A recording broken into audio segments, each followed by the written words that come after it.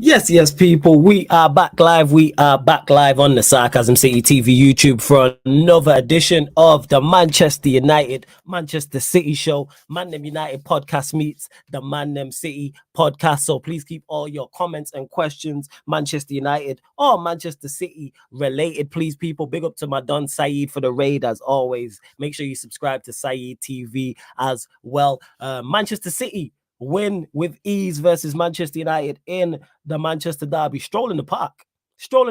They did, never mind not them getting out of first or second gear. They didn't even get in the car. Vader is here and will be here shortly. People, don't worry about that. He's just sorting out some stuff. Oh no, he is here. So got introduced to the show. I'm saying, I would say unfortunately, but true say, Vader is one of the smart fans because he's not going to come on here and start talking about flawless. He's going to cook Manchester United and he's going to cook Eric Ten Hag and cook individual players. And guess what? I'm all for that. I'm saying, man, like Vader, is he there? Yes, he is. Vader is in the building, making his entry.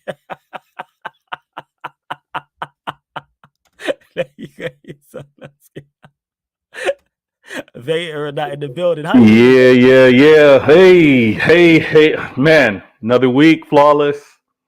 Another week. Thanks for having me on the show. Of course, man. We're gonna get into it, man. We're gonna get into it. I see you wearing red. Still repping. Always, I man. see it. This never goes. I always rep the set. I'll rate that. You know what I'm saying? Always rep the set. I don't hide in it. I wish my players had that same mindset and we'd be in a much better situation. Same with my manager as well. I rate that. Yo, please let me know in the chat if my microphone kind of acts up. There was a little update with my board, but hopefully everything's nice and clean. Oh, raid, Saeed. Yeah, we did. So it was Saeed. I'm just pointing out. So again, big up to Saeed from the raid. Big up before we get into the show. Big up to MJ, the Gordon. Big up to Mbuno. Big up my guy Sheik every single time. The lovely Sunshine in the building. Ibrahim, I see you as well. Andrew says, fan supporting fans. This is a fan movement, not a club PR movement. I hear you as well. Warrior J says, big up. I have to hear Hamza speeches and Hassam's A-listers again. For fuck's sake, Vader and Flawless. Big up to you, Warrior J. Sunshine says, so ready for this one. As am I, you know what I'm saying? Because we're actually going to get some actual insight into the game itself from Vader. And we ain't going to be here talking about me. Big up to H every single time as well. Andrew K. Shay Arsenal says, big up. Remember to hit the like button and subscribe if you're new. Yes, without doubt. My guy Eddie in the chat says, let's get this to 115 likes ASAP. Eddie already taking shots. Eddie always going to be doing that. But run up the likes. But yeah, Vader, you were the victors. The 3-1 win. Comfortable win, like I said. Thoughts on the game? Oh, man, listen. I know on the intro you said I wasn't going to talk about you, and I'm not going to talk about you. I see how you're up on the other platforms. I see how you're up on other shows. You got to do what you got to do, United fan. But at the end of a derby, you can see how I'm feeling. I'm feeling nice. Man. Like, you go into derbies, you're kind of stressed. You're worried about the possible outcome. I've seen results go other ways playing against you guys, whether it's in my house or playing away. Obviously, I'm happy. I got the result. Of course. But flawless. Chat to me. 8 minutes into that game, you think I was calm? You think I was calm 8 minutes into that game when I saw Rashford do what he did? You should be. No. You should have been Vail. No, I should not have been, because I'm like, this guy has been so off. He played for his contract. He's been chill all season.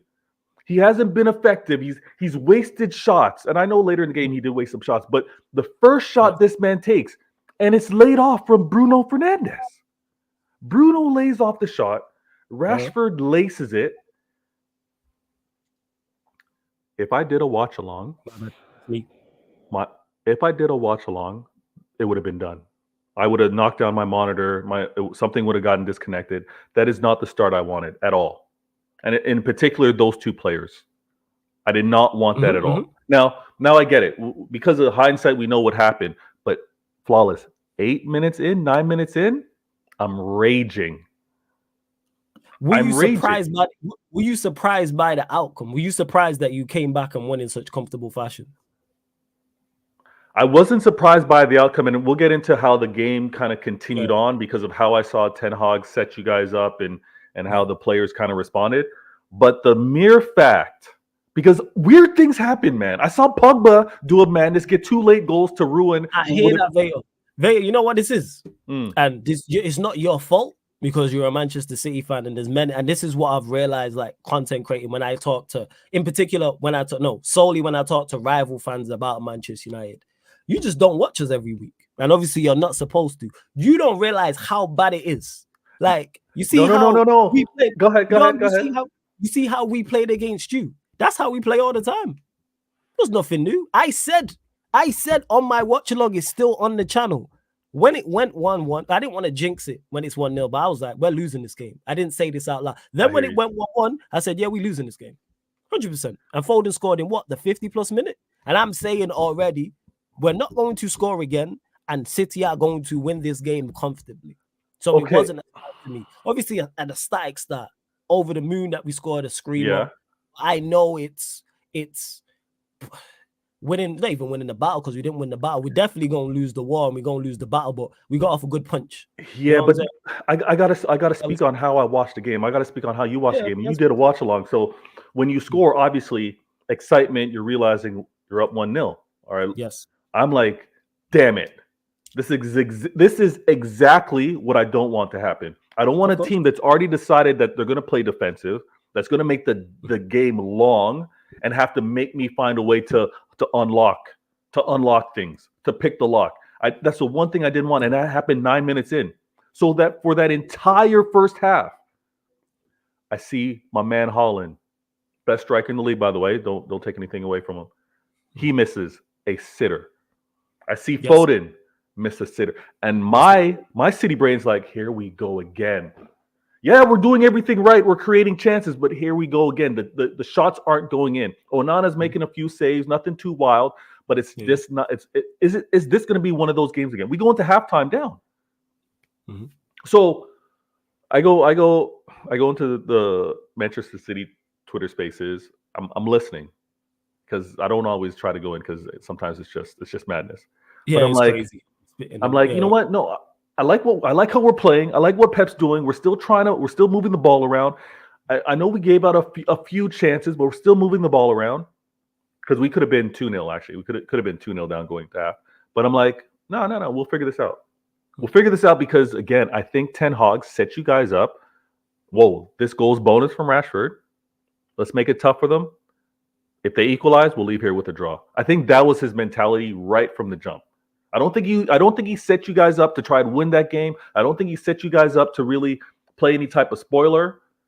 But once that goal went in, 9 minutes in, he's like, let's see you break us down. Let's just see you break us down. And many teams have had quote unquote success doing that against us. Yeah. So the second half now, and shout out, like after a derby, you can see, man, things are calm. I got to shave. I'm all clean, flawless post derby. You know, he's got to hit up the barber a little bit. You know what I mean? I got a show next week, Friday. So there you go. Watch Flawless next week, and you can see how clean he is. But after a derby, like this is the emotions, right? So I don't know how your fan base was. I know you in particular, you said how it was, but I don't know how your fan base was first half. I don't know if there was like, yeah, we're gonna do this upset. Yeah, we got them. Yeah, people are foolish enough to think we could do something like they haven't watched us all season long. The reason why I'm so emotionless in this derby, I didn't even want to do the watch along. I did not want to do Flawless. You can't do that, man. You can't do that. On my life, I did not want to do the watch along. Of course, I still did it, and I was running around late because my niece was running around, and thanks to Eddie and Sheik because they held it down for the fact, and I was watching the game as I was off screen. But what I'm saying is that I didn't want to do the watch because I know there's no hope. This is what I was saying. But I said it to you last week. I said it all in the build-up, and I said it after the game. I don't criticize Ten Hag in particular for that game. Because of the personnel we had, there is nothing more he could have done. If we go toe-to-toe, we get beat. If we try and be more balanced, we get beat. If we're ultra defensive, we get beat. Now, where I do blame Ten Hag is the tools we have available. Because we shouldn't have, that should not be the squad available, even with a couple of injuries. And I said this comes back to poor summer. This comes back to us not recruiting correctly in the summer. And I said, this. Okay. No, I get that. But for the day of, for the available players of, did you think that there was going to be a different 11? Or no, our that's front all he could four, really do, right? That's all he could do. Our front four was Scott McTominay, Alejandro Garnacho, Marcus Rashford, Bruno Fernandes. That front four is not good in any aspect, in any game, anywhere in professional football. So if you're going away to Manchester City and trying to play on the counter-attack, that is a rubbish quartet. If you're at home to Sheffield United trying to break down a low block, that is a rubbish quartet. If you're at home in an FA Cup or League Cup game against the Championship side, a League One side, as we see in a League Two side when we went away to Newport County, even though it wasn't that front four, it's awful. That front four is giving you nothing. And this is why I didn't think we could get something. Simply because I looked at it and went, you have to have an X factor against sides who are better than you. So when you go away to Manchester City, you pointed it out just before when you mentioned the 2 goals. That's Paul Pogba. Like anytime we've got results against you, people have all like Muntz tried running that, big up to Muntz, but he tried running that nonsense. Or better Manchester United, worst Manchester United sides. Yeah, worst Manchester United sides have beaten better Manchester City side. Nonsense. Anytime we've played Manchester City in recent times in the Pep era, that's the worst quartet we've ever put out. There's always been a Pogba, there's always been a Sancho, there's always been a Martial, a Greenwood, a something in attack. We had nothing. Yeah, I mean, out of form. Garnacho, who's only good for acceleration. Scott McTominay, who just be out there running around, and Bruno Fernandes, who just be Brunoing. Bruno hasn't been the same since his first season. Rashford hasn't been good this season based off of what he did last year. I know McTominay, he's kind of like the utility guy, does whatever. And Garnacho, young speed, he was like an impact sub for you for many games. That's how Ten Hag was using him. But I hear what you're saying. But the reason why, and I told you this going in, with it being a derby, I just don't know. And I said, I just want to come out of there. I don't care if it's 2-1, 1-0. I just want to get the win and I'm out. That's all I want to do. I want to get the win and I'm out. Now, I'm happy with the performance that I saw. I'm happy with how the players continue to cycle the ball, keep you under pressure. Like final third, I'm not gonna spout all the stats and everything that happened in terms of the dominance that City showed versus Ten Hag. I'll spout the stats just for anybody who's still backing Manchester United and backing Eric Ten Hag and backing these players. Manchester City had more shots than Manchester United had possession. Let me repeat that, people. Manchester City had more shots on goal than Manchester United had possession. They had 27 shots on our goal. We had 26% possession overall. We had 3 shots in the entire game. We had 1 shot on target. We had 0 shots on target in the entire second half. We had 0 shots on goal in the entire second half. And people, I could keep going outside of the Manchester City game. So I just need to continue to repeat these things for people to understand why myself and many others are tired of this manager, tired of these players, and why everybody has to go. Because there's worse teams that will go to Manchester City and not do that. Guaranteed. If Manchester City played a championship side at home in a FA Cup tie or a League Cup tie, guaranteed they wouldn't have those stats. Absolutely ridiculous, and people will still back it. Notice everyone who's Ten Hag in has shit up about it. Now I'm hearing nonsense about, what was it? Someone asked me. It was Jez who asked me earlier on. What is it now? About Arteta. That was it. And, Arsenal gave Arteta time, and look at what he's done. What has Arteta done? Yeah. Like somebody said in the chat, finished 8th twice and bottled the league title. Is that what Manchester United's aim is now? No. I mean, I hear that. I think it's just there's obviously no sacking of Ten Hag this season. That's not happening. I think Ineos, I think Sir Jim Ratcliffe, I think they're all going to wait until the season's over. They're going to make their decisions. There's still a lot of games that need to be played. You guys still, and this is where I need you guys to figure it out. I need Ten Hag to learn the mistakes that he had or that he experienced against City. I need that to be figured out because you're playing Liverpool in the FA. And listen, unlike what you guys did last year in the FA Cup final against us, I need you guys to fix up and do something against Klopp last season in this FA Cup. Ten Hag, don't do what you did against City. Obviously, defensively, but you still have an attacking threat needs to be there. Thierry Henry just did a nice breakdown on what he would do versus City, talking, I think, Champions League. So I think that's that's on the timeline. but you need to fix up against Liverpool. You can play, you can have an impact, you can have an effect on what this last dance is for Liverpool. And we both have the hatred for them. So Ten Hag, listen to the fan base, listen to Flawless, fix up, and get a result versus Liverpool. He can't fix up. It's a wrap for him. Vader stop. It's a wrap for him. Højlund, I think Højlund back makes a huge difference. Højlund would have had an impact again in this game against in the derby. Højlund would have had an impact. I think another thing to kind of keep in mind is if you play on the counter, which we've seen you as a club historically have success. If we just want to refer to Ollie, the players I think can bite in and put in a shift and make life difficult for Liverpool because they have difficulty breaking things down as well. They want the up and down basketball, fast break over the top ball. They want to do all of that. If you make them have to break you down, I think you can get a result there. But we'll talk about Liverpool a little later because they've been getting on my nerves as well. This game, let me take myself off camera, actually. Let me take myself off camera. Hold on. Where is this? All right. For those of you listening, I just took myself off camera because I had to give the stage fully to not anyone's equal right now. I think he's actually playing. He's showing the best form right now, and this is Phil Foden, man of the match in the Manchester derby. He's a local. He's an academy kid. No football player has a bigger dream than to have an impact locally in a derby. This is how dreams come true. And yeah, he's had very good results in the past, right? He had a hat trick actually the last time at the Etihad, him and Holland. But what he did this time around was he got the equalizer, a great goal by the way, screamer. He got the equalizer. He was controlling the game. He was controlling for the majority of the game as well. Like he was impactful. He wasn't hiding, nothing like that. And then he gets the winner. And the winner was nice play, man. Him and Alvarez just subbed on a nice 1-2. Some would argue that Onana should have gotten a better hand on that. But again, the movement. Flawless, a couple shows now. And I said it last show. I'm not doing no back and forth, no comparison with Saka. I'm not doing that. Nah. Yes, my voice got high because I'm irritated. I'm not doing that anymore. Foden has done it in a derby, and he's been doing it in Champions League.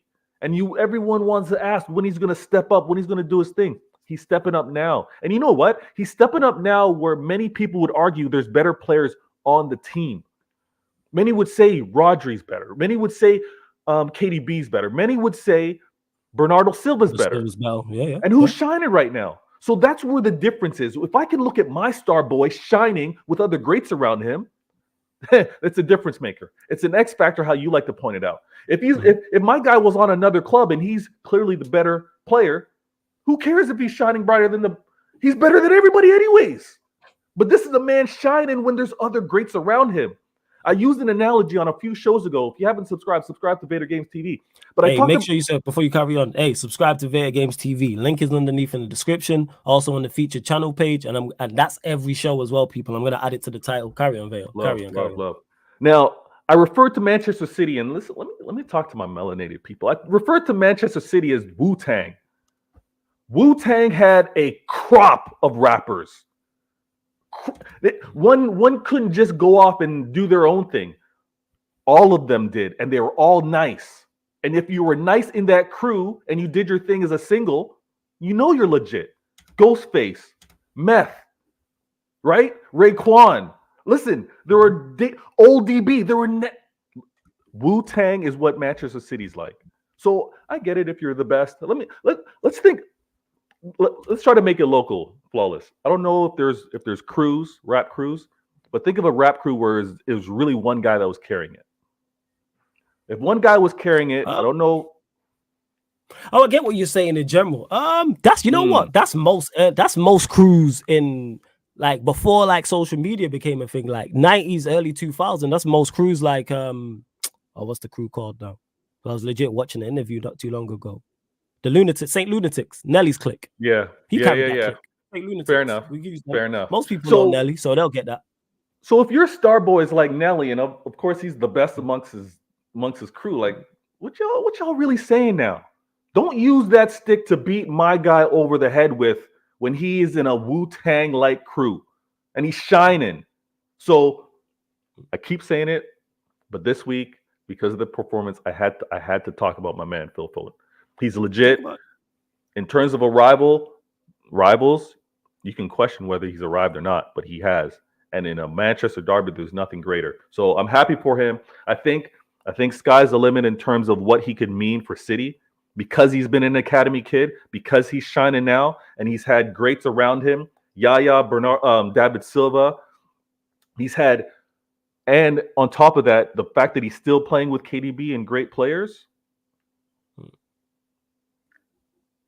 If his career remains at Manchester City, and I'm not just talking trophies, his impact, his involvement, his contribution, he could be the greatest City player. In terms of career, he could have the greatest City player career. His trophy haul is crazy. His trophy haul's nasty. He's already on the same amount of goals as David Silva, and David Silva, rightfully so, he's a statue player. He's a legend. Oh yeah. So when you think of a career from beginning to end, and we've talked about this on a few shows, in terms of the longevity, that's what makes Paul Scholes so amazing, right? He played at United for so many years. If Foden can listen, I know I'm going to come off mute again. I know I'm going to have to deal with the haters and the rivals again on Phil Foden, but this derby made everybody kind of quiet up a little bit. So I was happy for that. Because that's what happens with performances. Before we continue, though, there's over 160 people here, and the likes ain't liking people. Like it like Haaland, man. Liking. Listen, Haaland, not Nunes. People. Not Nunes, like the Haaland. Likes ain't liking. We're only at 35 likes. Let's double that. Like check 1212. Like check 1212. Let's get up to 70 likes, people. Hit that like button expeditiously. Make sure you subscribe to the channel as well. Road to 10K, people. And of course, if you super chat, we'll get to your comment or question as well. But I am starving the best questions. Please just keep them Manchester United or Manchester City related. And make sure you subscribe to Veta's channel. Link is in the title. Veta Games TV. Click the link and it opens up a new tab right now, people. Get that done. Whether you're watching live right now or watching this back after. Yeah, go on, carry on, Veta. And I got you, Eddie. I've started that question. Yeah, go on, Veta. Carry on. So, Foden does his thing. He gives us the lead, and then Haaland sprinkles. What is it? Sprinkles on the cake, cherry on top. Put away that goal. I mean, I was first to say, and I tweeted this, and you know what I realized? I got some frauds following me on Twitter because by halftime I said Haaland and Foden are going to make up for the misses that they had in the first half. Yeah. Mm-hmm. Listen, in my opinion, I didn't have enough likes and retweets based off of that happen because I was like a psychic with regards to that. But it was just looking at ball and realizing that too many opportunities are being created here. They're going to score. They're going to score. What Haaland did was amazing. Now, I said this. I need them healthy.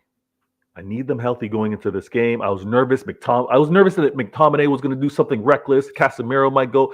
I'm so glad none of that happened. The most reckless tackle was actually Ederson on Garnacho.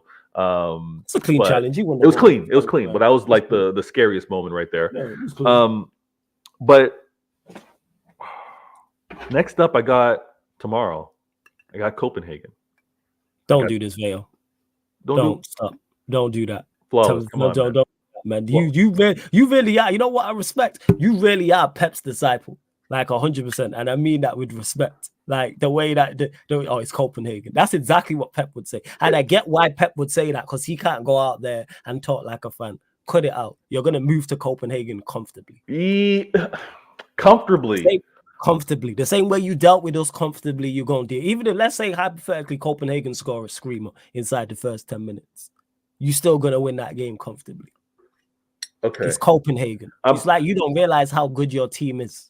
Nah, you know what? I know how good we are, but I also know we play Wednesday and we play Sunday flawless. Yeah, I hear that. And I don't know, for those of you that can't see it, I'm saying one game at a time because I got to deal with Copenhagen.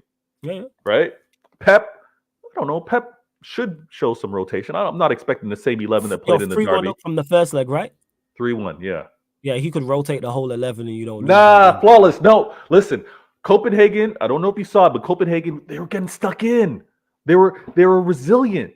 I mean, we got the 3-1. Okay, and that Again, was a late third. You know what's crazy about that Veta? That's the same when I asked you or someone asked you in the chat, you talk about, oh, what can Manchester United do? And you gave the same spiel. Or it's a derby. They can get stuck in. It's resilient. Notice you didn't mention anything. Notice you mentioned nothing about the skill of Copenhagen.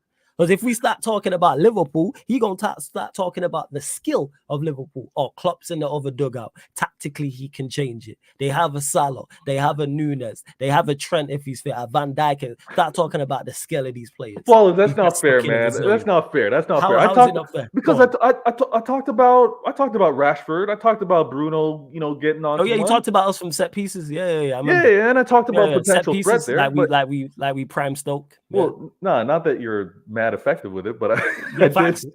I get it. And at the same time, I was like, I thought, damn, I shouldn't have said anything because I had Rashford score that screamer. So, shout out Sunshine. She said this is where Veta became a fraud because he played the victim against Luton Town. Laughing emojis.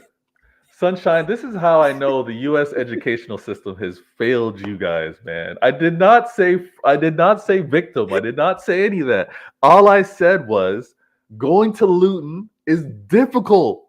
In all fairness, everyone's had a tough time going there. I wasn't gonna be arrogant and claim that I was gonna go there and handle business. For a second, it was 3-2. I was worried. I know at the end it ended up being 6-2, but at 3-2, I was like, damn, these guys aren't going away. I'll score the record 5 goals. And yeah, Daddy, you're right here. You have to win set pieces first. And Sunshine, Vale 100% be playing my games. And because he's intelligent and can talk very well, he will Jedi mind trick you. And it's like, wait, that's why I had to stop him before he got going in regards to the Copenhagen thing. Liverpool, I hear it because they are a very, very good side with a very, very good manager. But Copenhagen, all right. No. If the chat want to hear about Copenhagen, I'll talk about Copenhagen. But if the chat talk about Copenhagen, no. You could talk about Copenhagen. Feel free. The floor is yours. I'm gonna let that be known. No. I hear you. I'm gonna say this. We got the 3-1. We should be controlled. A lot would have to happen for us to ruin this second leg and this tie. But there's something about keeping form, players playing to their instructions, and also players not looking beyond the game. Like I don't want any player doing that. I want the intensity to remain for Copenhagen. Obviously bring that into Liverpool. Liverpool are playing in Europa, so they're playing Thursday. That's why we're playing on the Sunday. Now, if Pep does mad rotation, that's cool. If Pep plays quote unquote kids, that's cool. We don't carry on and brag about playing kids. We don't go in the PR and overhype it and say like this has never been done before. Yeah, I had Rico Lewis 2 years ago scoring a debut, youngest ever in the Champions League. But was I carrying on for weeks? No. Yeah, just recently I had my listen. Not only Rico Lewis, but I've got Oscar Bob, who many want to clown and talk about, but he's another youngster, 20 years old, right? And as much hate as he's getting because he was that summer transfer, that summer signing, Doku's 20 years old. Doku's 20. He hasn't even become that man yet. He hasn't even gone to the did ask this earlier. Speaking of Doku, he says I need an opinion on Doku. So since you're talking about Doku, I'll speak on Doku. And I'm going to speak properly on him. Now, listen, I realize that City hate's different. I know there's a United hate. Don't get me wrong. There's a United hate, and rightfully so. The dominance that United had, I totally understand it, and their length of dominance exceeds mine. So the hate that I'm feeling, I could only imagine. I hated you, but I didn't feel it. I was sending it. I didn't feel it.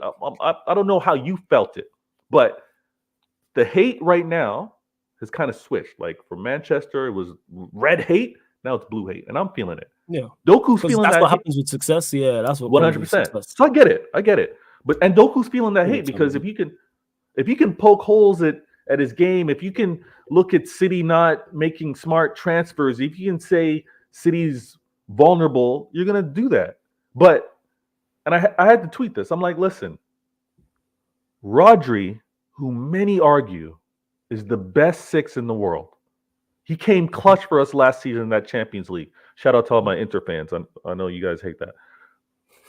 Rodri looked like a bum signing when he first came. Everybody was complaining, just play Fernandinho. Rodri's never going to be it. Why did we get him? Now look at things. But that was year one criticism. That was year one judgment. Listen, Doku, like I said, he's young, 20. Is he a little sporadic? Is he a little indecisive? Is he not sure what he wants to do? Yeah, but that's part of it. Now, he wasn't mad money. He wasn't no record signing. He wasn't a who's flopped. Who's been a flop? Sorry, he's no Anthony. You know what I mean? He's no even at the time last season, he's no Darwin Núñez. Darwin Núñez was a 90+ million signing. Compared, he was near there. He was to be like 60 Liverpool's. Yeah, he was to be Liverpool's answer to Haaland. Yeah, he was hilarious. Like Eddie Murphy stand-up funny. That's how this comparison between Darwin Núñez and my man Erling Haaland is. So, and look at what Núñez is doing, quote unquote, year 2.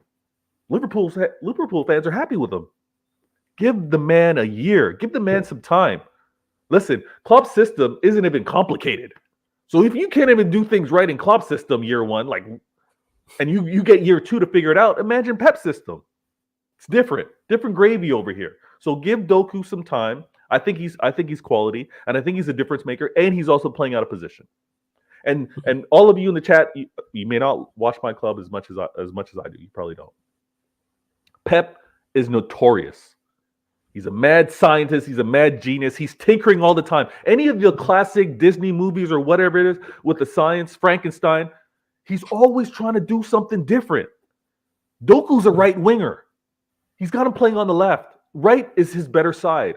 But for the betterment of the team, for what he wants to do tactically, he's putting that player in a different position than what he's accustomed to. Gavardio, which everybody wants to tell me, another bad signing that Manchester City do. Spent too much. Why isn't Pep playing him in his natural position? Because he's a left center back. Pep is playing him as a left back. That's what Pep does. It is Pep-esque. Pep does that type of stuff. Exactly what Pep does. So y'all can crush him year 1. Crush him year 1. I really don't care. But those that are kind of quiet, those want to criticize and say he needs to be better, I get it. Those that want to say he's a bum and City should have never signed him, y'all need to relax, because you know what? I'm going to start bookmarking. I'm going to start bookmarking all of you, and I'm going to catch you on year 2. I've done that, man. I've bookmarked people when they say stuff. I'm like, all right, cool. We're going to come back to that at a later date. Shout out to Igal. I did that to Igal. So, yeah. Shout out to Igal. With the Rafinha. So what it was, so I bookmarked it like early when Rafinha was potentially on the move to Chelsea, when he was potentially on the move to Arsenal. And then, what was it? I did a stream. It was one of the live streams I did with Rant. Shout out to Rant, and Aaron was on there, and he posted it about Arsenal spending money. So I was like, all right, cool, I'm gonna get you. And then the Rafinha thing came around. And then obviously he was hyping up Rafinha joining Arsenal. Then he joined Barcelona. So I just quote tweeted it. I said, if you want an in-depth analysis on Barcelona's new side, and here you go. Yo, that's hype. Went viral. Yeah, I gotta move like that. I respect that game. Man, bookmark, man. You got bookmark. You keep force. Things, the clips. The force is strong with this one. See what Flawless is moving. I mentioned this a few shows ago, and I said I used the analogy like Flawless. I'm not lying. Flawless he's a sniper. He's a sniper. He's gonna take his time. You know what Flawless is gonna do? Flawless is gonna journal. He's gonna journal your dailies. Oh, he goes for a run on Tuesdays.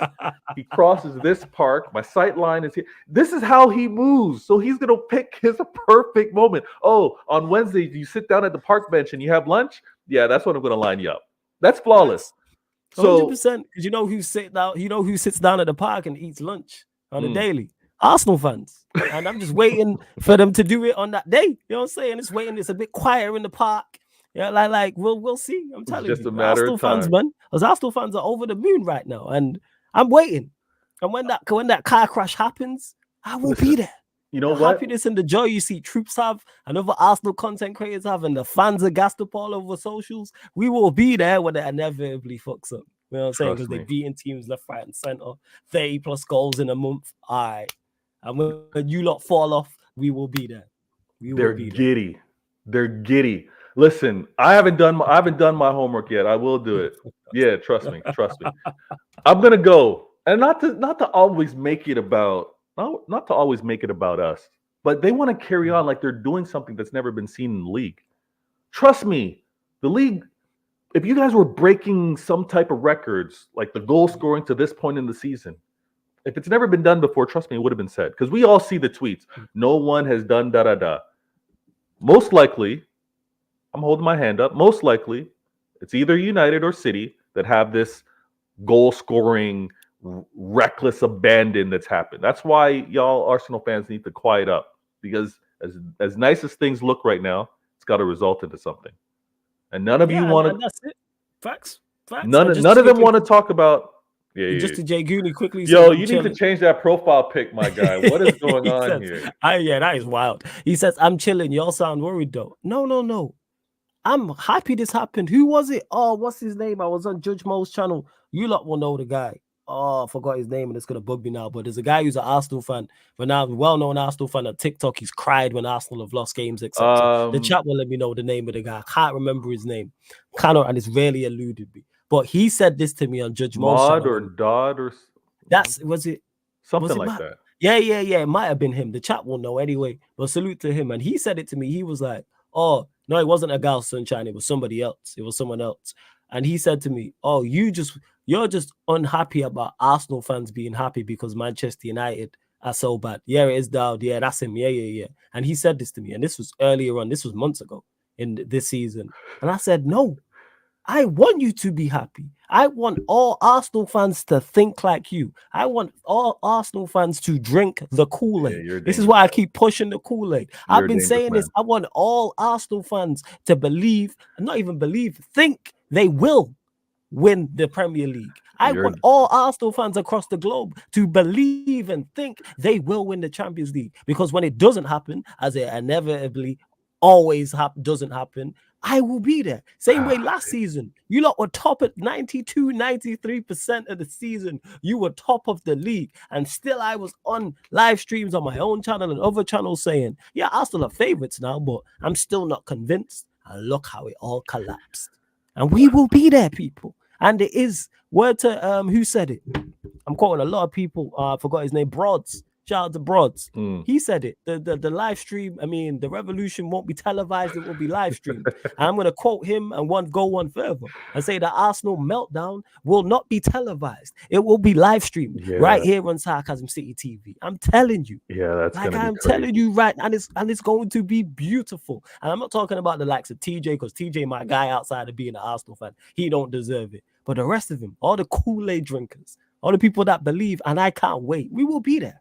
Don't worry about it. Listen, you're diabolical, Flawless. You're diabolical because you actually want you know what? There's no pain without pleasure. You want them to feel the joy, the happiness, the bliss. And then you want to, that's diabolical. And Pels, we understand. And Pels, you will be here, I will be here, and it will be glorious. It will be wonderful. Drink the Kool-Aid. Because I actually think they will get past Porto in the Champions League. All jokes aside. But they are going out in heartbreaking fashion to somebody, whether that's a City, whether that's a Real Madrid, whether that's an Atletico Madrid, whether that's a PSG. Arsenal in Europe, it's like oil and water. Doesn't mix. You know what I'm saying? We all know this. Yeah, you know what? I think I'm in agreement. Because they should be winning this. And I want them to win this game against Porto. I need them focused on not just the league. They crashed out. You call me diabolical. Look at you. No. Listen, I need all of us to have to expend the same amount of energy. I can't be the one going to two competitions and they got one a week chilling, doing film study, preparing, icing, all that type of massage, getting ready for one game a week. Nah. All of us need to be playing twice a week at the very least. I need that. So yeah, I want them to win against Porto. I want them to have to focus on what they do next in the Champions League, the same way I'm going to have to do it. And then let's see who the better team is. But this Arsenal, and the way they're scoring, they look dangerous. I can't take that away from them. They're scoring goals. They're scoring goals against teams that I played and I didn't score like them. They're scoring goals against teams that you, Liverpool, have played and Liverpool haven't scored like them. But I also recognize they don't quite have the respect yet. They don't quite have the same way. I'm like, I know I'm getting everyone's best effort because they're playing against English and European champions. They don't. What are Arsenal? Arsenal on the come up. They're the potential next big thing. Yeah.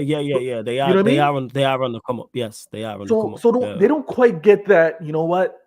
The champions are in town. Let's go all watch. It's like, could they do it? So until teams, and again, it was at this point in the season last year when teams were setting up and making life difficult for them, and they were dropping points and catching losses. Let's see what they do when there's like 10 games left. Because that's when they lost it. That's honestly when they lost it.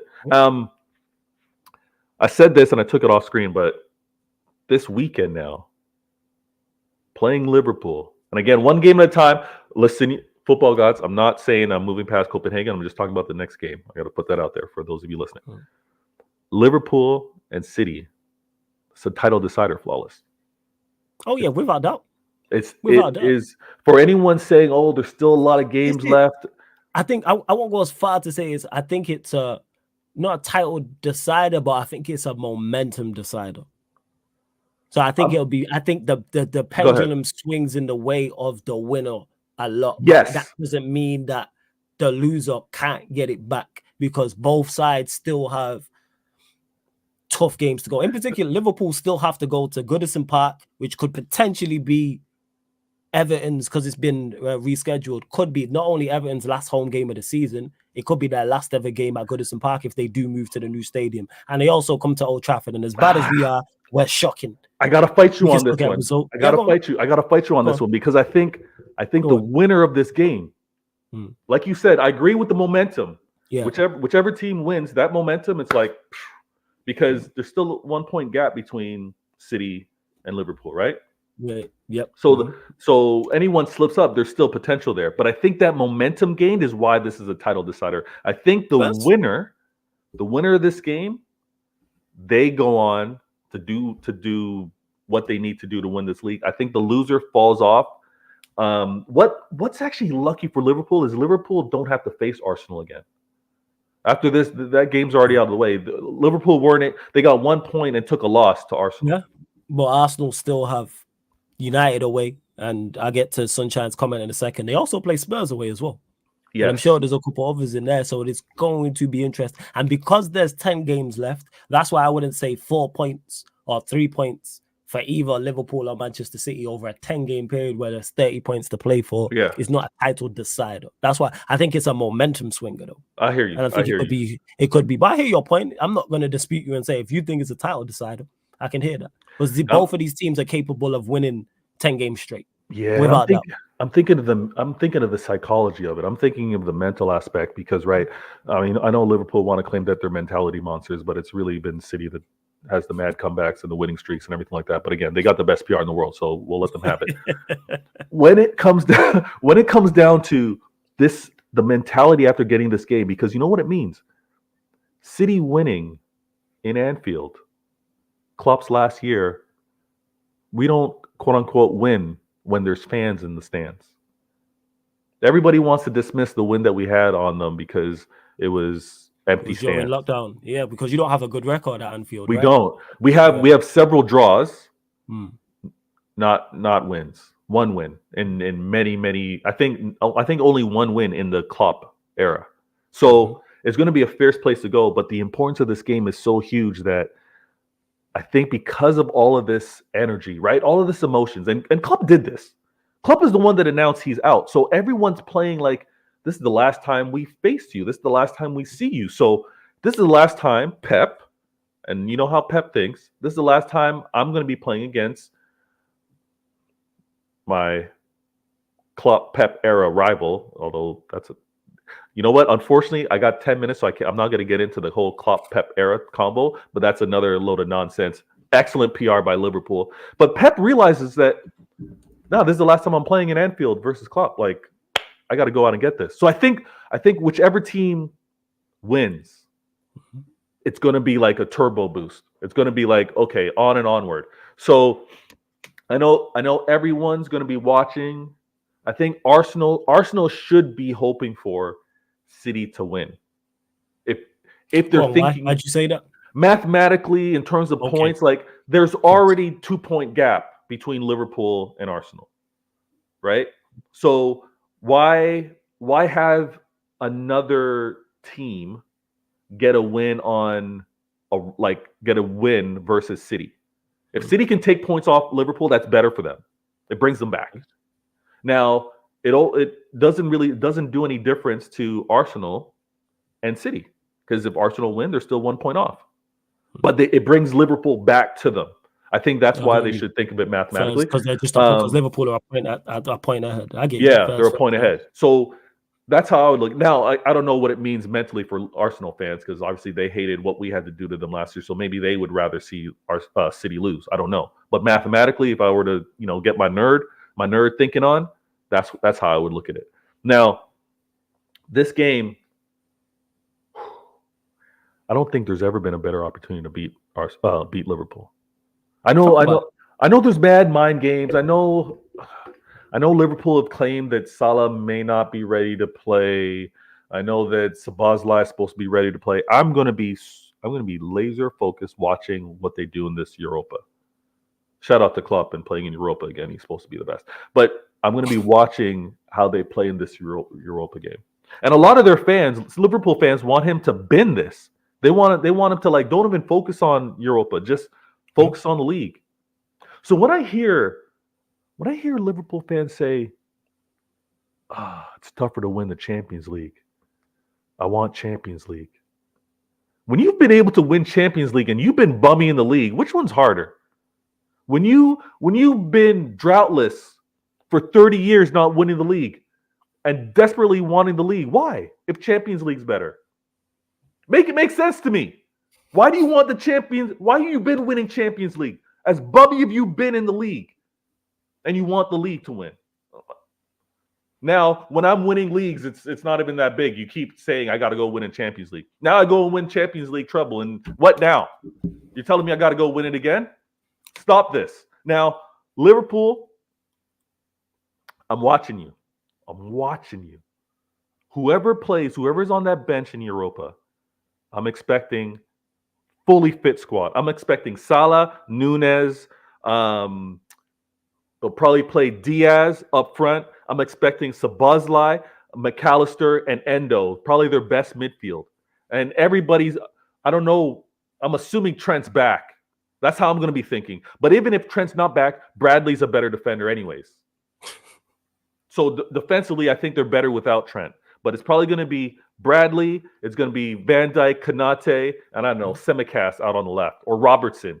And Robertson's won you Champions League before anyway. So it's going to be a tough game. But absolutely, it'll be a tough game. Absolutely. If I got to win one, it's got to be now. It's got to be now, Flawless. All eyes are going to be on this game. I actually agree with you. I think you lot get the win still. I think you lot put down a statement win. I do.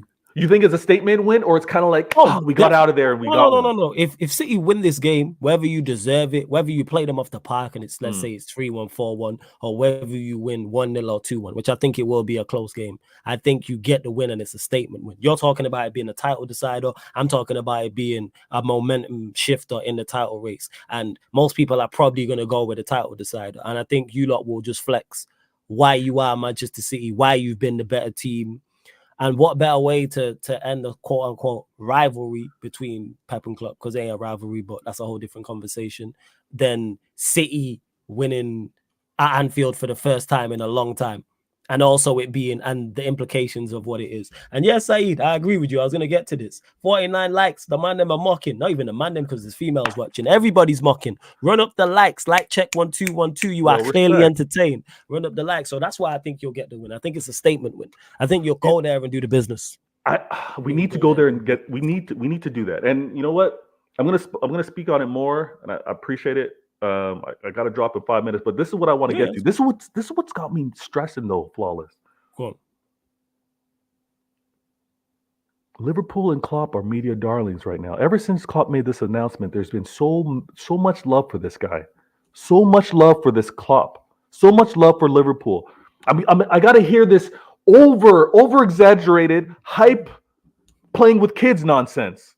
And a couple shows ago, we broke that down and said, listen, okay, he ended the game with a few kids on the pitch, but he wasn't really playing the entire game with kids. And the players that actually impacted the game were his most expensive player in Van Dijk and Tsimikas, who's a veteran, a senior player. So it was all nonsense to me. And I'm like, okay, I get it. Liverpool, I'm gonna bow down. Pause. You have the best PR. My hands are up. I concede you got the best PR. But what I'm nervous about on this game on Sunday, I can't have this happen to me, Flawless. I can't have this happen to me. I can't have a man of the match performance by a referee in this game, Flawless. I'm playing at Anfield. For those of you listening and not watching, I just put this fraudulent, controversial referee in the Nottingham Forest game that for some reason, instead of giving a drop ball back to the team that had possession at the time, decided to walk it back and give it to the keeper, giving Liverpool added possession, which at the end of the game resulted in them getting a result from a. Don't even get me started on Nunez. But I can't have referees influencing this game. I played them earlier this year at the Etihad, and they had a disallowed goal because I think it was Diaz or Akanji had impact on Alisson. From what I remember, it's a contact game, but I can't touch. I can't even jump. I'm supposed to jump like this. So if all plays like it's supposed to, let the players play. Don't get involved, referee. Let the players play on the pitch. I'm confident that I leave there with a result. But if there's a hint of controversy, I think it's in Liverpool's favor. I think Anfield and the whole crowd, I think I could get screwed. That's where my energy is. I've seen it way too many times. Calls. I expect calls to go against me. In the chat, I saw 115 likes. I know what you're doing with the 115 likes. Shout out, Eddie. Yeah, I got 115 charges. They're just waiting for me. They don't want City to win 4, man. They don't. So it's an uphill battle. I don't want you lot to win 4 either, but I don't want You Liverpool don't. or Arsenal to win. Yeah, we just need to avoid the thing. But here we are. So we're gonna talk on Tuesday after the match, but I just want a good game. Yeah. Definitely without that. But before you go, Vail, I know you gotta go. Always great chopping it up with you. Predictions for both your upcoming games. Obviously, Copenhagen technically today now if you're in the UK time zone, and then Liverpool away. So scoreline prediction: Manchester City, Copenhagen, Champions League second leg. I see a 1-1, maybe a 2-1 City, Copenhagen second leg game. Okay, we go through comfortably. I think it'll be calm that way. It might be. Do they score first? Yeah, they might score first because Ortega might play. It might be they score first and we answer in 1-1, 2-1. The Liverpool game. Yep, Liverpool Manchester City prediction. I hate doing this before I see the lineup. I hate doing this, but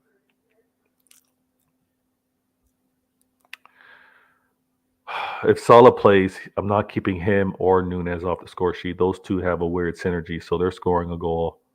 If the refs don't play a part, I'm leaving there 2-1.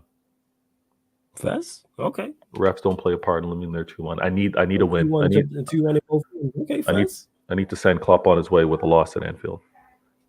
Yeah, we will discuss it. And you get this show, people, every Tuesday, midnight UK time, 12 a.m. UK time. Myself and Vato, Mandem United podcast meets the Mandem City podcast, talking both Manchester clubs. Make sure you subscribe to Vato's channel. The link is in the title, people. The link is in the title. So click the link, opens up Vato Games. Go subscribe to his channel. Run up the likes here, though. Hit the subscribe button. I know Vato's got a dip. Vato, let him know what you've got coming up in the next few days, just quickly before you go.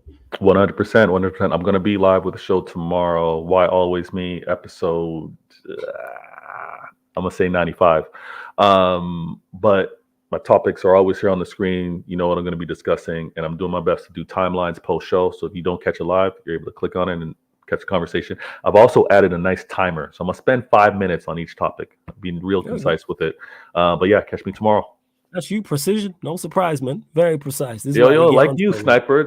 Yeah, it's facts, man. It takes one to know one. That's what it is. That's how we get on. Yes. Like, I brought you on the channel for a reason. I'm like, I like Vega.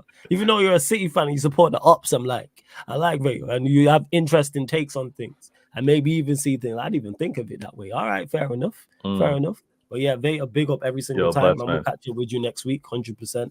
I'm going to keep the show rolling for a little bit. Big up Vega every single time. Shout out to Vega, my done. I'm going to keep the show rolling just for a little bit longer as well, people. So continue to get your questions in. You lot know the vibes. I've started with the better questions from earlier, but I know Vega had to dip. In regards to Daniel Segan, people ask me this all the time and say Daniel Clayton's, but not you in particular, but I've been asked this. What would you do, Flawless, if they get over the line to win either the Champions League or Premier League trophy this year? Give Arsenal and Arteta their props. If Arsenal go and win a major trophy, so let's say they go and win the Premier League or they win the Champions League, I will prop Arteta and give him his praise and give him his flowers. Same with the players in the squad and say, I called this wrong and keep it stepping. But we all know that's not going to happen. Nobody ain't putting money on Arsenal to win the Premier League or Champions League. But the reason why I'm so critical of managers and teams and players at the highest level is because if you go and win those trophies, I hold you in high regard. I hold ups, and I can criticize Pep and Klopp, but I still hold them in high regard. I still hold those squads and those players in high regard, and even Chelsea teams who have been successful and Arsenal teams that have been successful, still hold them in high regard and still praise them. Like, I'm not, even though I run jokes and bants and I troll, I still give credit and praise where I believe it's due. Like when I say Ricardo Carvalho is probably the most underrated centre-back in Premier League history. Same way I say Xavi Alonso is one of the most underappreciated central midfielders we've ever seen in the Premier League. And I turn around and say Patrick Vieira, who was my first ever, he was the main up at the time, is the most complete central midfielder we've ever seen in the Premier League in terms of offensive, defensive, physical attributes, technical attributes, and mental attributes. We've not seen a player as close to 10 and all those things. He was 10 on some of them, but we've not seen somebody as close to 10 with all those attributes. And to Jay Gooney, he says, what did we do to you? I'm a United fan, fuck Arsenal. And they're old, I'm a 90s baby.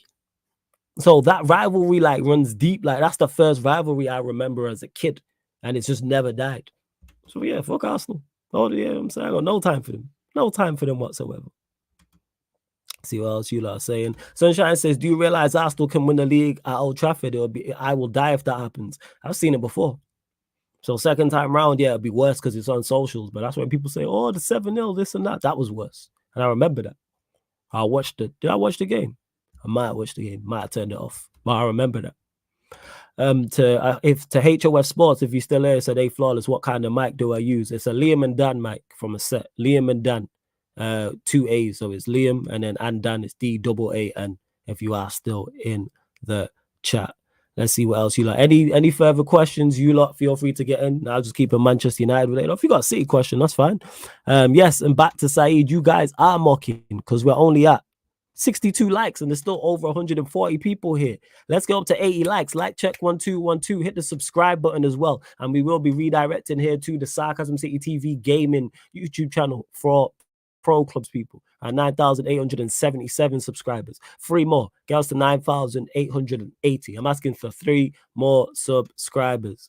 Let's see what else. Andy says, would you consider Klopp winning the league this season his best achievement due to all the obstacles he faced with injuries, youth, and a new midfielder? Absolutely. Would I consider it his best achievement? Yeah, because of the quality of opposition he's going at. So yes. And it's the same bracket I just spoke about Arteta and Arsenal. It's Klopp and Liverpool. They go win the league title. I will praise them and give them their props. I'll praise where praise is due. I'll give praise where I believe praise is due. But I'm not crowning you king and giving you praise before you've done anything. Win something. I'm not one of those people. Like, if these people, Arsenal this, Arsenal that. Arsenal are currently in terrific form and playing it very, very well. But that's what I'm not going to go further than that. Oh, they're going to do this, that, and the third. They're unstoppable. And all right, bet. Sure. Everyone thought it was unstoppable last season, and what happened? Found out it was very, very stoppable. Found out very, very stoppable. Let's see what else you lot are saying before we indeed close out. Big up to King every single time as well. To Paul T, who says, Flawless, I don't even regard Bruno as my club captain. A good captain is very underrated, isn't it?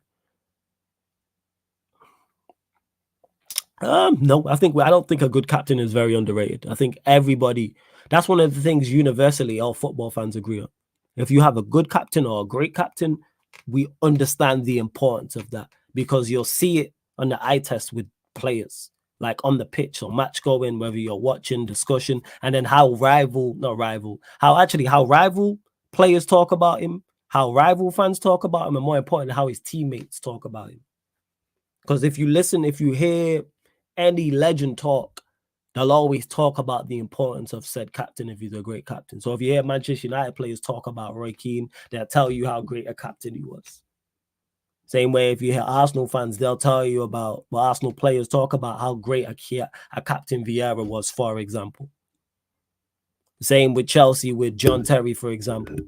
They'll talk about his leadership skills, and managers will also talk about said leadership skills because there's different ways to lead. And this ties into the whole thing when people go, oh, Ten Hag needs his players to get results. And it's the same players who let such and such down. He co-signed everybody here in some shape or form or fashion.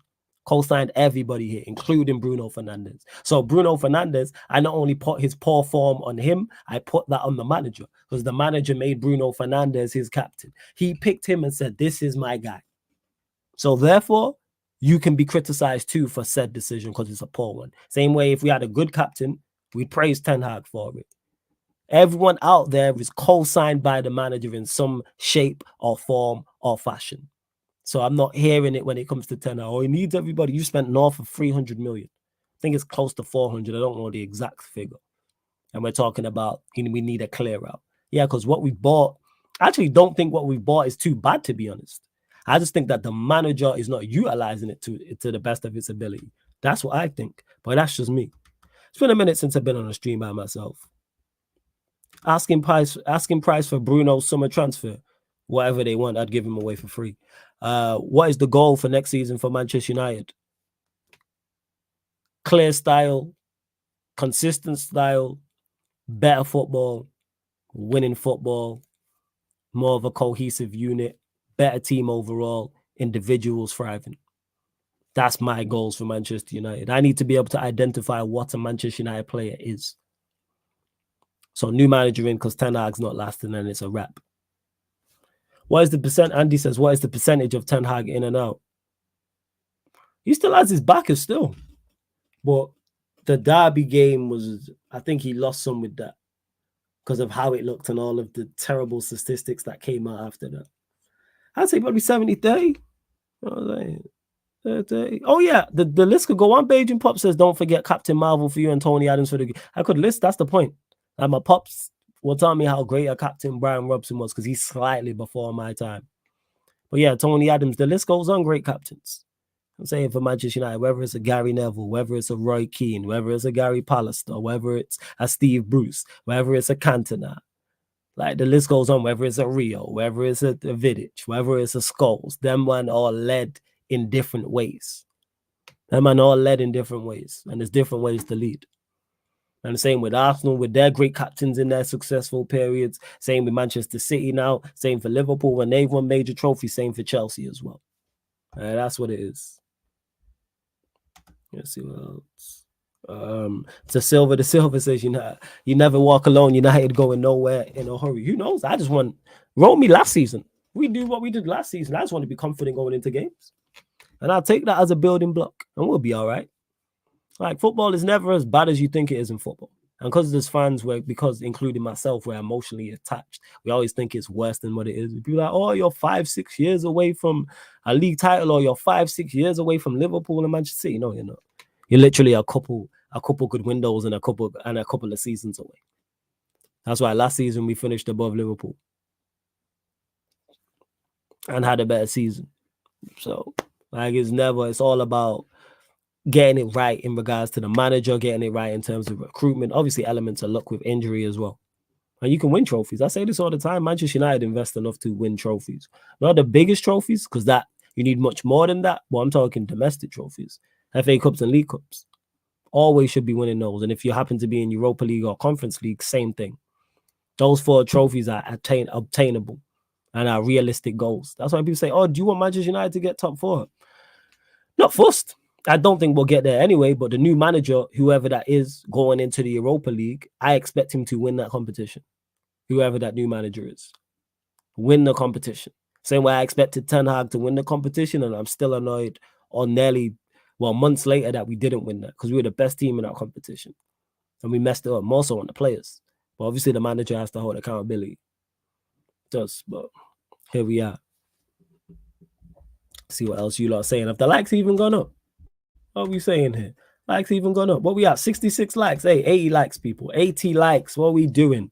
Make sure you subscribe. Don't forget, we are available on all audio platforms as well. Spotify, iTunes, Apple Podcasts, SoundCloud, wherever you listen to music, wherever you stream podcasts, wherever you stream music. If there's a podcast section, Sarcasm City TV will pop up. Because like I always say, you might want to listen while you're cooking, while you're cleaning, while you're driving. Maybe you're at work. Maybe you're traveling. I'm saying maybe you're on the chic thing and going to see your babes, and maybe you're traveling to us. You're like, you know what? Let me just put the podcast on in the car. Or if you're traveling by foot or you're traveling public transport, let me just pop it on in my headphones. That's it. Because you might just not want to have the YouTube app open using up all your data.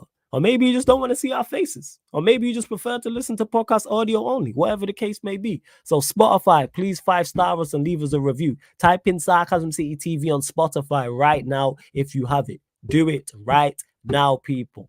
Follow us, 5-star us because it helps.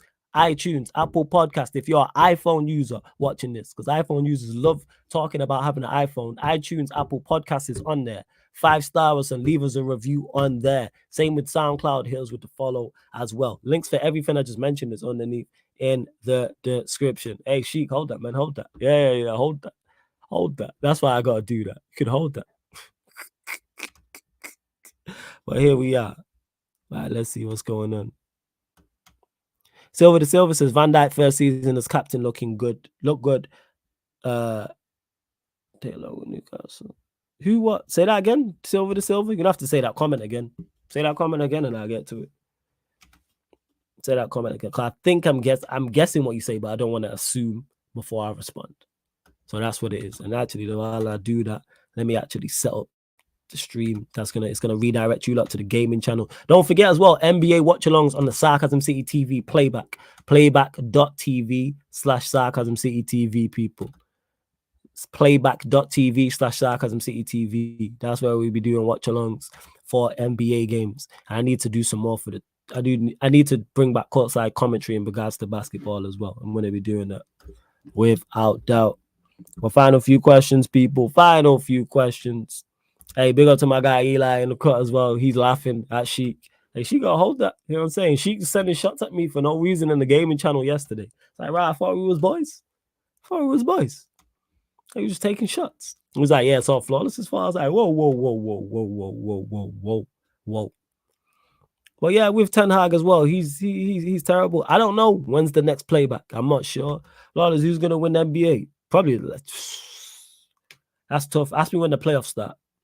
But I'm leaning towards the Nuggets because they won it last year and they seem to have the best team. But yeah, Denver, they're a good outfit. They are. But yeah, anyone who's still backing Ten Hag, like I've been saying for the longest, anyone who's backing Ten Hag, anyone who's backing these players, anyone who's backing this manager, well, it's the same thing, backing this squad and backing this process needs to open their eyes. How much more evidence do you need to see before you say, you know what, this manager, this team, these players are not good enough? How many more records need to be broken? I'm not even going to run through the list. But notice how all of a sudden all the Ten Hag inners have gone quiet now. Not in the chat. Well, if we would have won the game, they would have been in the chat on Sunday, yesterday, and today. Talking about this is why you need to back Ten Hag. You're so wrong. You notice we've not got what managers are out there. Quiet. Win, lose, or draw, I'm here. No, it's them lot. Quiet. Even on socials, quiet. Apart from a few big channels and a couple big content creators, quiet. No one's in my ads talking rubbish. This manager's not it. Simple as that. I know when it is Eli, I just want to hear the crook talk about it. Yeah, the show's tomorrow. Flawless, when's the next Snow Bunny show? I don't know what you're talking about. I have no show called the Snow Bunny Show. But yes, the Sarcastic and Savage podcast is tomorrow. Yeah, 7 p.m. And then you'll get a Q&A at midnight, UK time. Yeah, shout out to Denton. We ain't seen him since we only seen him before the Wolves game, the opening day, and we ain't seen him since. Mario Malatelli says, flawless, yo, Ten Hag in. Yeah. You're potching, mate. Potching. To Michael Z, who says, Ten Hag in, man. Who do you even support? Michael. It's big up to you. You're a member of the channel. Links in the pin comment. Who do you support? Who do you like? That's what I want to know. To Benoit says, you at the Everton game? No, I'm not at the Everton game. I will not be there. The next game I'm trying to get to is Arsenal. I want to get to that home game. If we can get to Arsenal at home, it's not going to happen, but Chelsea away would be great. But they're the two that are, let me actually pull up our fixtures. I'm going to try and get to another game before the season is out. But like I said, Arsenal at home preferably. Because when do we, let me pull up this Manchester United fixtures. That would be a help. Yeah, because we play Chelsea away 4th of April. Is that midweek? If that's midweek, I ain't trying to do that. When is the 4th? Okay, 4th. Yeah, it's a Thursday. Forget that. Yeah, home to... Yeah, I want to get to the Arsenal game in May. In an ideal world. That's what I'm on. Arsenal at home, which is like game week 37. That is crazy. That is crazy. That's going to be a game. Because it's going to have implications on it for them. Jesse Jules says, flawless, you're wild at. Hey, big up, man, every single time. You're a United fan. Are you sure? Are you sure? Man said, Ten Hag in. Are you sure? Based off of what? Michael, why are you Ten Hag in? Please tell me why you're Ten Hag in. Please let me know. I really want to know. I don't know why, man. What happened with Mbappe? What did I miss? Am I talking in the chat about Mbappe? But yeah, Michael, I want to know why you're Ten Hag in. Human me, this gonna be good. This gonna be good. Ten Hag in is in March 2024. It's gonna be good. I actually just want to hear his reasoning. Yeah, the reasoning. Yeah, Mbappe been on smoke. I see him. Did he score again? I see his 2 goals. I don't know how it finished because them Champions League games this week just did not interest me. That's why I didn't even watch along or nothing. I had zero interest in it. I scored the brace. I seen the 2 goals. I didn't know if he got a hat trick. How do you say refund in Dutch? I have no idea. Hey, that's chic, but he's getting his defense together. I trust Michael, man. Michael Zakaria, he's a member of the channel. He's getting his defense together. So that's what it is. 100%. So it's a long list. He's got plenty to say and plenty of things to back up what he's saying in regards to why he's still back in Ten Hag. I don't even know if he's a United fan, but here we are. He says he is, so we gotta believe him. We gotta take it at face value. How many managers have this shit overrated players sacked? Again, that ties back into who's co-signed all of these players. He's co-signed everybody. I legit said that about Bruno Fernandes when somebody asked about him being captain. Who's not his? Who is he not co-signed who's played consistently? Onana's his signing. Dalot, he gave a new contract to. Who else we going there? Evans, he signed. Kambawala, he's played. Maguire, he's continued to play. Lindelof, he gave a new deal to. Luke Shaw, he gave a new deal to. Casemiro's his signing. Amrabat's his signing. Eriksen's his signing. Bruno, he gave a new deal to. Garnacho, he brought through. Rashford, he gave a new deal to. Anthony's his signing. Mason Mount's his signing. Højlund's his signing. So what are these players? Who are the players? Who's he not co-signed? So my question to you is, Michael, who has he not co-signed? Who in the team is he not co-signed that's played consistently this season? That's my question to you. Name the players, please. Would you rather United beat Arsenal or Liverpool, allowing City to create more historic moments, giving bragging rights? I'd rather none of them win it. Hey, big up Stephanie G. Good to see you in the chat. Big up to you in the chat. Hey, that list is long that I shared earlier, Sheik. It's crazy. Good job that I have competent, comprehensive reading skills. Stephanie G, hope you're well. Hope Peter G is good as well. I hope you're blessed and everything's good in the Griffith household. That's what I want to know. How many managers of these shit overrated players sacked? What players are not his? No. Yeah, every manager makes bad signings, do deals. No. Answer the question, Michael. You said verbatim, How many players have these overrated shit players got sacked? Who is playing that he has not co-signed? Because he has, who has he not co-signed? Please let me know. Please, I want to know. Can you please? I answered your question, so can you respond to mine, please? Otherwise, it's just a cop-out. I didn't mention anything about his bad signings. I just said about all his players. I actually don't think most of his signings have been that bad, to be honest. I think how he's used them is the problem. But I think the vast majority, I don't really have an issue with like that. Take out Anthony, Mount, Onana. They're the three.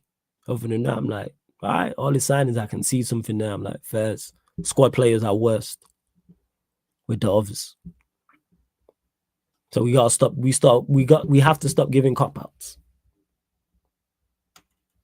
Let me star it to get to it. Yeah, because this is what you said. How many managers of these shit overrated players sacked? So who co-signed these players? So I don't know. Was it his team?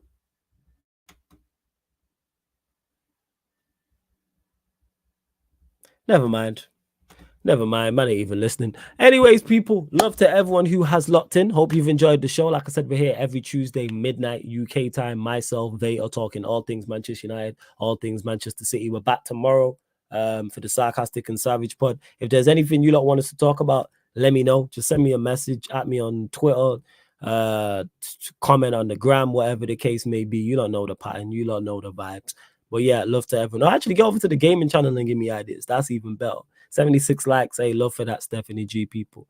Well, love to everyone that's locked in. We're heading over to the gaming channel. But this has been the Manchester United, Manchester City podcast. Man Them United podcast meets the Man Them City podcast live on the Sarcasm City TV YouTube. Thank you very much for tuning in. And big up to Silver the Silvers. Big up first time here. Hey, salute to you. And I hope to see all you lot on the gaming channel. Respect.